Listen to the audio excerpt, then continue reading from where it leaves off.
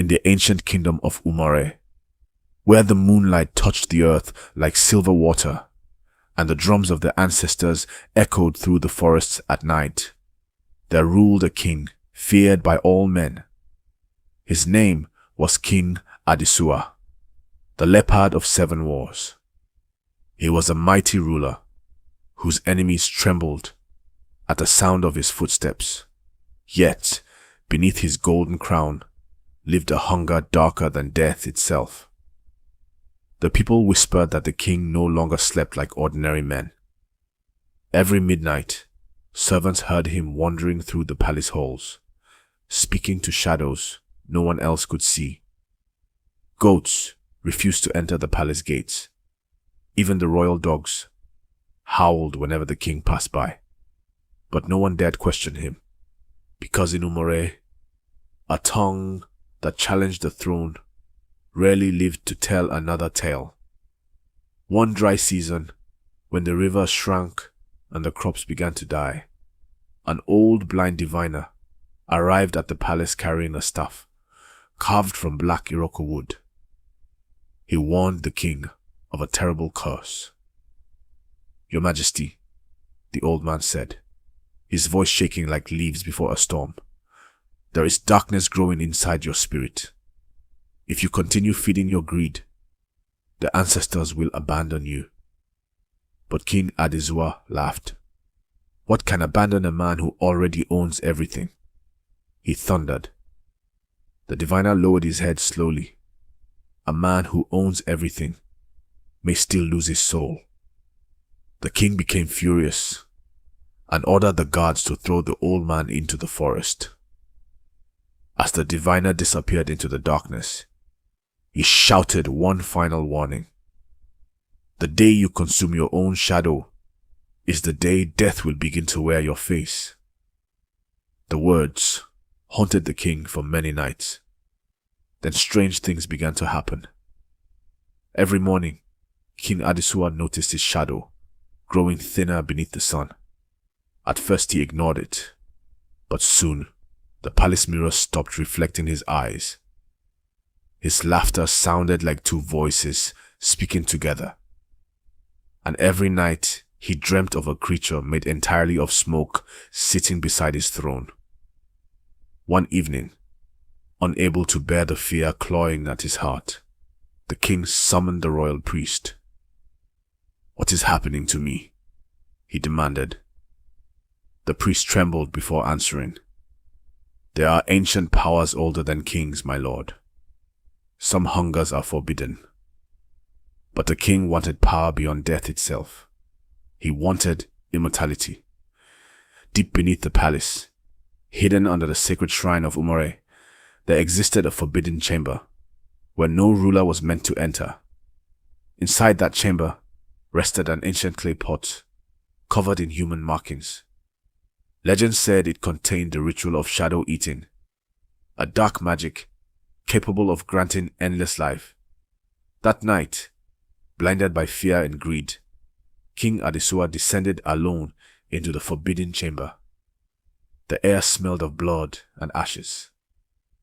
As thunder roared outside, the king opened the clay pot. Black smoke burst into the room, twisting like living snakes around his body.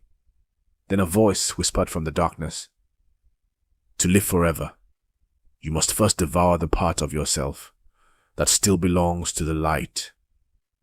The king looked down and saw his shadow, trembling beneath him like a frightened child. And then, he did the unthinkable. He began to eat it. The palace shook violently. Servants heard screams echo through the walls until dawn. When the doors finally opened, King Adisua emerged, smiling. But something was horribly wrong. His shadow was gone. At first, the people celebrated because the drought ended immediately. Rain poured across the kingdom for 7 straight days. Crops returned. Rivers overflowed. But soon, the true horror revealed itself. Children began disappearing at night. Villagers claimed They saw the king walking through the streets after midnight, without touching the ground. His eyes glowed red, like burning coal, and wherever he passed, shadows peeled themselves away from walls and vanished into his body. The king no longer ate food. He ate darkness. Each shadow he consumed made him younger, stronger, and less human. Soon, mothers locked their children indoors before sunset. No one dared walk alone at night. The once glorious kingdom became a land ruled by fear and silence. Then one evening, the blind diviner returned. Standing before the terrified villagers, he spoke quietly. A man without a shadow is no longer a man. The king has become an empty vessel, and when a soul leaves the body completely, only evil remains. The villagers begged him for help. The old man nodded slowly and said, "Then tonight, we must force the king to face the one thing he can no longer escape. His own darkness." That midnight, as the king sat upon his throne, feeding on shadows, dancing across the palace walls, the diviner lit the sacred fire of truth. Flames exploded across the courtyard, brighter than the sun itself. And for the first time in many months, King Adesua saw what stood behind him. Not a shadow, but his soul, thin, broken, and covered in chains. The king screamed in terror as the soul reached for him. The palace walls cracked. The sky turned black. The ground swallowed the throne whole. By sunrise, the palace of Umare had vanished completely, and where King Adesua once ruled, there remained only a burnt circle of earth, where no shadow has ever appeared again.